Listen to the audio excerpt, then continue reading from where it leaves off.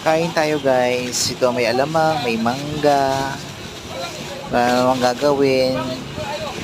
Kundi lumamon, lumamon, lumamon. Yan. Try mo tayong isa. Tapos sunod, isa-usaw sa alamang. Tikim pa lang, namit na, wilangaw pa yan. Kain naman. Tingin lang, baka may customer. Namit.